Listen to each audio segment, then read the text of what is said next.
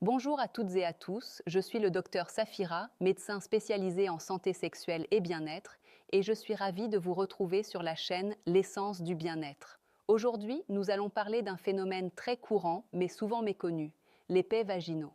Ce sujet peut sembler embarrassant, mais il est crucial d'en parler avec franchise et bienveillance, car la compréhension de ce phénomène peut transformer la relation à son corps et à son partenaire.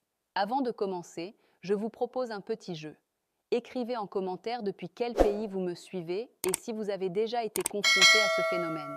Dans une prochaine vidéo, nous aborderons vos expériences et vos questions en détail. Et bien sûr, abonnez-vous à la chaîne et activez la cloche de notification pour ne rien manquer de nos contenus éducatifs et bienveillants. Qu'est-ce qu'un pet vaginal? Beaucoup de personnes croient que ce phénomène est anormal ou honteux. En réalité, un pet vaginal est simplement de l'air qui s'échappe du vagin. Cela peut se produire pendant les rapports sexuels, lors de certains mouvements physiques ou même sans stimulation, simplement en changeant de position. Une patiente m'a confié qu'elle faisait beaucoup de yoga et que, lors de certaines postures, elle entendait un petit bruit. Elle était très gênée, pensant que son corps défaillait. Après discussion, elle a compris que c'était un phénomène physiologique normal et qu'il ne représentait aucun danger. Cette prise de conscience l'a profondément soulagée. « Docteur, je me sens enfin normale », m'a-t-elle dit. Pourquoi cela se produit-il? 1. L'air qui entre dans le vagin. Pendant la pénétration ou certains mouvements, l'air peut s'emprisonner dans le vagin puis être expulsé. 2. Le relâchement des muscles du plancher pelvien. Si ces muscles sont faibles ou relâchés, l'air s'échappe plus facilement. 3. Certaines positions sexuelles. Certaines positions favorisent l'entrée d'air, ce qui peut entraîner un bruit audible. Une anecdote vécue en consultation. Un jeune couple était très gêné car ils pensaient tous deux que le phénomène signifiait un problème d'hygiène ou d'attirance. Après discussion, ils ont compris que la connaissance du corps et la communication éliminent toute honte. Le simple fait de normaliser le phénomène a renforcé leur intimité. Explication physiologique détaillée. Le vagin n'est pas un espace fermé et hermétique. Il peut contenir une petite quantité d'air qui, lorsqu'il est compressé par le mouvement ou la pénétration, est expulsé. Le bruit est simplement l'air qui passe par une ouverture flexible. Le plancher pelvien joue un rôle clé. Un plancher pelvien fort et tonique peut limiter le passage de l'air. Un plancher pelvien relâché ou fatigué permet à l'air de s'échapper plus facilement. Exemple vécu. Une patiente de 35 ans pratiquant le pilates a remarqué que ses pets vaginaux étaient beaucoup moins fréquents depuis qu'elle avait renforcé son plancher pelvien. Elle m'a confié que la pratique régulière de Kegel avait transformé son rapport à son corps et réduit sa gêne. Comment réagir lorsqu'un pet vaginal se produit pendant les rapports? 1. Restez calme. Il n'y a aucun danger et il ne s'agit pas d'un problème d'hygiène. 2. Communiquez avec votre partenaire. Expliquez que c'est un phénomène naturel. 3. Rire ensemble si approprié. L'humour peut désamorcer la gêne. 4. Évitez les jugements. Blâmer ou critiquer peut créer un malaise inutile. Anecdote. Une patiente racontait qu'elle était terrifiée à l'idée que son mari entende un bruit pendant l'intimité. Quand le phénomène s'est produit, elle a éclaté de rire et lui aussi. Quelques semaines plus tard, elle m'a dit « Docteur, je ne ressens plus de honte. Je me sens beaucoup plus proche de lui et de mon corps. » Les positions et situations les plus fréquentes. Certaines positions sexuelles favorisent l'entrée d'air et donc les pets vaginaux. La position du missionnaire avec un angle spécifique. Les positions avec pénétration arrière ou mouvement rapide. Les activités physiques intenses comme le yoga, le pilates ou les squats. Exemple vécu, une patiente m'a confié qu'elle était gênée par des bruits pendant le yoga. Après quelques explications sur la respiration et le contrôle du plancher pelvien, elle a constaté que des ajustements simples réduisaient les épisodes et la gêne. Pourquoi la honte amplifie le phénomène? Beaucoup de femmes m'ont raconté que la peur du jugement accentuait leur malaise. Le stress et la tension musculaire augmentent la probabilité que l'air s'échappe, créant un cercle vicieux.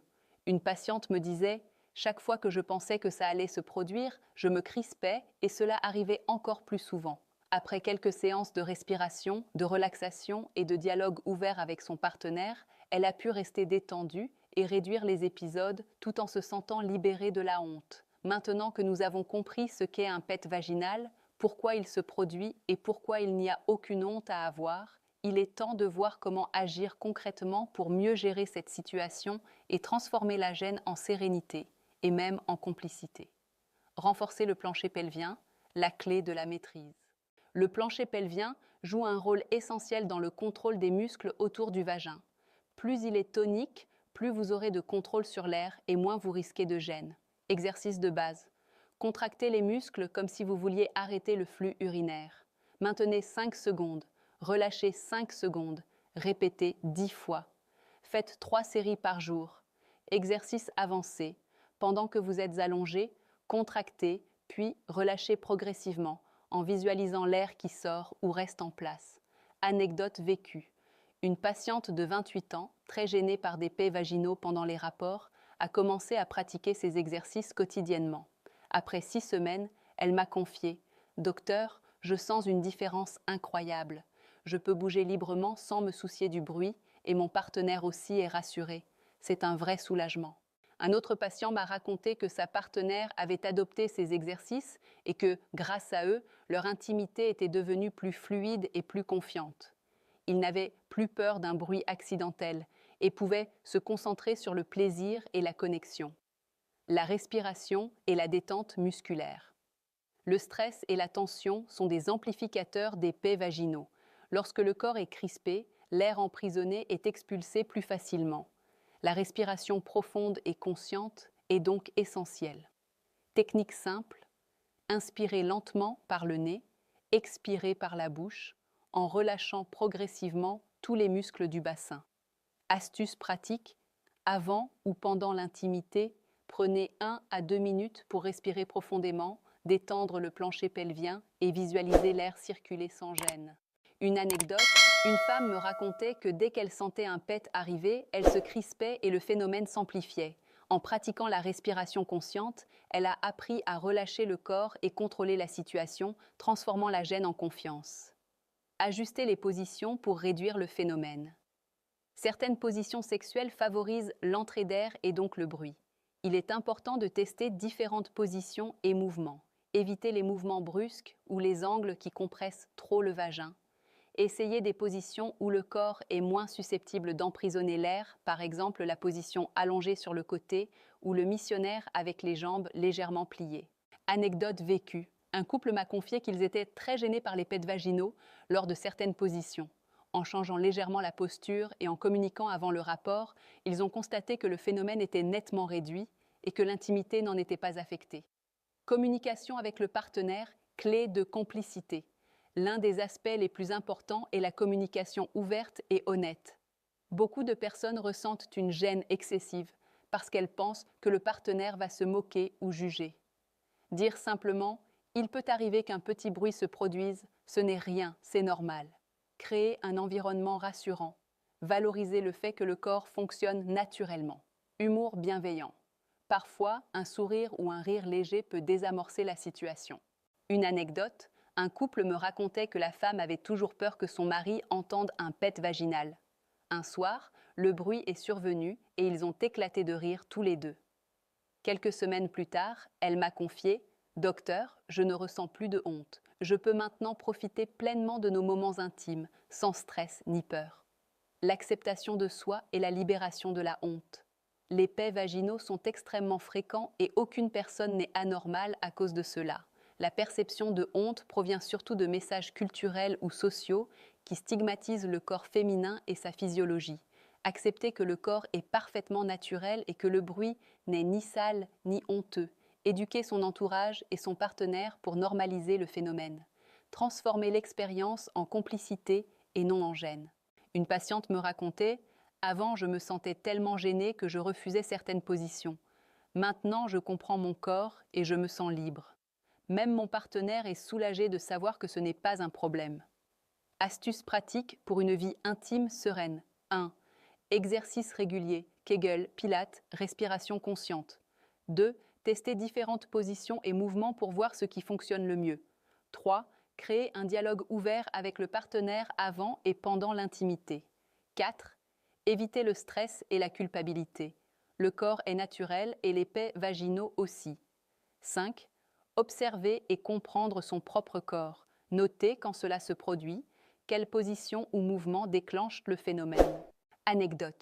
Une femme m'a raconté qu'en suivant ses conseils, elle avait réussi à transformer son rapport au corps et que même si un PET se produisait, cela ne la gênait plus du tout. Elle me disait « Je me sens plus libre, plus proche de moi-même et de mon partenaire. C'est une vraie libération. » Maintenant que nous avons vu les bases, les exercices et la communication, il est temps d'aborder les stratégies avancées et le rôle de la complicité dans l'intimité. Car comprendre les paix vaginaux, c'est bien, mais apprendre à les gérer et à les intégrer positivement dans la relation, c'est encore mieux. Stratégie avancée pour couple. 1. Exercice conjoint de plancher pelvien. Certains couples pratiquent les exercices de Kegel ensemble. Cela peut être ludique et renforcer à la fois le plancher pelvien et la complicité. Exemple, assis l'un en face de l'autre, synchroniser les contractions et les relâchements. Anecdote. Un couple m'a raconté qu'il faisait cet exercice 3 fois par semaine. Ils ont constaté que non seulement les paix vaginaux étaient moins fréquents, mais aussi que leur intimité était plus consciente et connectée. 2. Respiration synchronisée. Pendant les rapports, respirer en synchronisation avec son partenaire peut réduire le stress, détendre le plancher pelvien et améliorer la complicité. Exemple, inspirer ensemble avant la pénétration, expirer ensemble en relâchant les muscles. Anecdote. Une patiente m'a confié qu'au début, il devait se concentrer beaucoup pour synchroniser la respiration. Mais rapidement, cela est devenu un rituel amusant et intime qui a diminué leur gêne face aux paix vaginaux.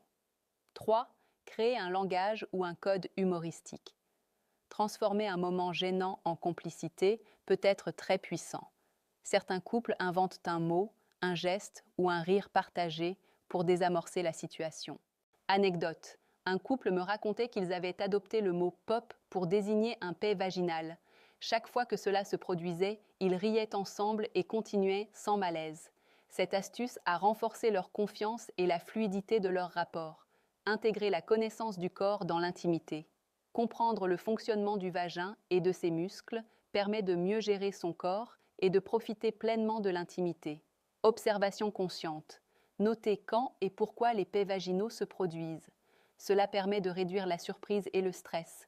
Prendre conscience des sensations, se concentrer sur les sensations de plaisir, la connexion avec le partenaire, plutôt que sur le bruit. Anecdote. Une patiente m'a confié qu'au début, elle était obsédée par le bruit et n'arrivait pas à se concentrer sur le plaisir. Après avoir intégré des exercices et observé son corps, elle me disait « Docteur, maintenant, je vis le moment. Je ressens chaque sensation et si un bruit survient, cela ne me dérange plus du tout. » Transformer la gêne en complicité. L'une des clés les plus puissantes est la complicité et la transparence avec le partenaire. Les couples qui réussissent à intégrer ces phénomènes dans leurs relations constatent une réduction de la gêne et du stress, une meilleure communication, une intimité plus détendue et plus agréable. Anecdote, un couple m'a raconté qu'après avoir discuté ouvertement des faits vaginaux et instauré des rituels humoristiques, leurs rapports sont devenus plus spontanés et plus joyeux. La femme m'a dit « Je ne pensais jamais que quelque chose d'aussi simple pourrait changer notre vie sexuelle à ce point. » L'importance de l'acceptation de soi. La libération de la honte est cruciale. Comprendre que ce phénomène est normal permet de se concentrer sur le plaisir et la connexion. Ne pas se juger. Chaque corps est unique et fonctionne différemment. Éduquer son partenaire, expliquer la physiologie, permet d'éliminer toute incompréhension. Transformer la gêne en complicité. L'humour et la bienveillance renforcent le lien. Anecdote, une patiente qui avait toujours caché les paix vaginaux à son partenaire a commencé à en parler ouvertement. Elle me disait « Docteur, c'est incroyable. Depuis que je n'ai plus peur, nous sommes beaucoup plus complices et proches. » Exercice avancé pour plus de contrôle. Pour celles qui souhaitent aller plus loin, 1. Exercice de contraction progressive. Contracter le plancher pelvien progressivement, maintenir quelques secondes, puis relâcher. Cela permet un contrôle plus fin. 2. Exercice dynamique. Associer les contractions à des mouvements doux de hanche. 3. Respiration guidée. Synchroniser contraction et respiration pour contrôler l'air et la tension. Anecdote. Une patiente m'a confié que ces exercices lui ont permis de maîtriser presque totalement les paix vaginaux, mais surtout de se sentir plus confiante et connectée à son corps. Conseils pratiques au quotidien. Ne pas se focaliser sur la peur du bruit. Pratiquer des exercices de plancher pelvien régulièrement. Communiquer avec le partenaire dès le début d'une relation sexuelle. Utiliser l'humour pour désamorcer la gêne. Observer et comprendre les déclencheurs pour mieux les gérer. Conclusion, un phénomène naturel à accepter. Les pets vaginaux sont normaux, fréquents et sans danger. L'important est 1. Comprendre la physiologie. 2. Renforcer le plancher pelvien. 3. Communiquer et instaurer la complicité. 4. Transformer la gêne en confiance et plaisir. Anecdote finale. Un couple m'a raconté que leur vie sexuelle avait complètement changé depuis qu'ils avaient accepté les pets vaginaux et instauré des routines simples. La femme me disait « Docteur, nous ne nous concentrons plus sur la peur, mais sur le plaisir et la connexion. » Cela a transformé notre relation. Si cette vidéo vous a aidé, écrivez en commentaire votre expérience et depuis quel pays vous me suivez. Je prendrai le temps de répondre à vos questions dans une prochaine vidéo. N'oubliez pas de vous abonner à la chaîne L'essence du bien-être et d'activer la cloche de notification. Prenez soin de vous, de votre corps et de votre intimité. Connaître et accepter son corps est le premier pas vers une vie sexuelle épanouie et sereine.